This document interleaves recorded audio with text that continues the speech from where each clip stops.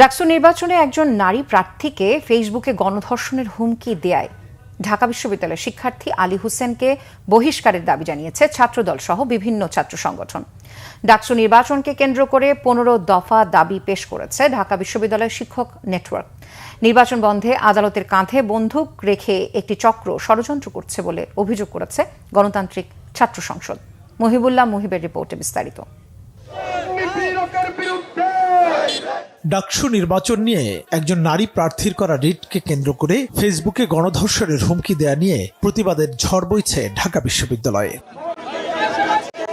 সকালে বিক্ষোভ মিছিলের মধ্য দিয়ে এ ধরনের স্ল্যাট শেমিং এর প্রতিবাদ জানায় ছাত্রদল। মিছিলটি টিএসসি থেকে শুরু হয়ে ক্যাম্পাসের বিভিন্ন সড়ক প্রদক্ষিণ করে। পরে হুমকিদাতা শিক্ষার্থী আলী হোসেনকে বহিষ্কারের দাবি জানান ছাত্রদল নেতারা।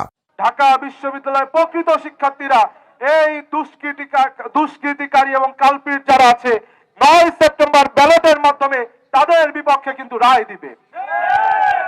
একই সাথে আমি বলতে চাই ঢাকা বিশ্ববিদ্যালয়ের নারী শিক্ষার্থী ভাই বোনদেরকে, আপনারা ভয় পাবেন না।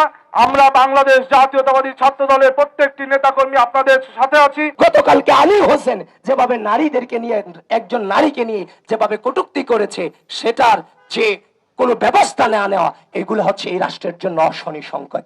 গোটা বাংলাদেশের নারী সমাজ এবং ঢাকা বিশ্ববিদ্যালয়ের প্রত্যেকটা বোনকে আমি আহ্বান করছি, দায়িত্বহীনভাবে আহ্বান জানাচ্ছি, নিঃশর্তভাবে আপনারা এটার প্রতিবাদ জানান।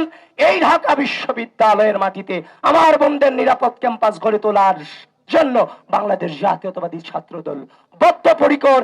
এদিকে ডাকসু নির্বাচন সুষ্ঠু অবাধ করতে নানা প্রস্তাবনা নিয়ে মধুর ক্যান্টিনের সামনে সংবাদ সম্মেলন করে বিশ্ববিদ্যালয় শিক্ষক নেটওয়ার্ক। সেখানেও যথাযথ প্রক্রিয়া অনুসরণ করে হুমকিদাতা শিক্ষার্থী আলী হোসেনের দৃষ্টান্তমূলক শাস্তির দাবি জানান শিক্ষকরা। আমরা বলবো যে তদন্ত কমিটি গঠন না করে সরাসরি যৌন নিপীড়ন সেলের কাছে যেন সেটা অবহিত করা হয় এবং সেখান থেকে দরকার হলে এই যৌন নিপীড়ন সেল সেটার পদক্ষেপ, যৌন নিপীড়ন বিরোধী সেল এটার বিষয়ে পদক্ষেপ নেবে। একই ইস্যুতে সাংবাদিকদের সাথে কথা বলেন গণতান্ত্রিক ছাত্র সংসদের প্রার্থীরা। এ সময় ডাকসু নির্বাচন নিয়ে আদালতের হস্তক্ষেপের সমালোচনা করেন এই প্যানেলের জিএস প্রার্থী আবু বাকের মজুমদার। আমরা দেখেছি 5 আগস্ট ছাত্র শিবির ঢাকা বিশ্ববিদ্যালয়ের মাটিতে আত্মস্বীকৃত রাজাকার থেকে নরমালাইজ করার চেষ্টা করেছে। কিছু নারী শিক্ষার্থী ঢাকা বিশ্ববিদ্যালয় প্রতিবাদী নারী কণ্ঠস্বর তারা সেখানে প্রতিবাদ করেছে। আমরা বিপরীতে কি দেখেছি, ওই ঢাকা শিবিরের একজন নেতা এসে ওই নারীদের জুম করে ভিডিও করতেছেন।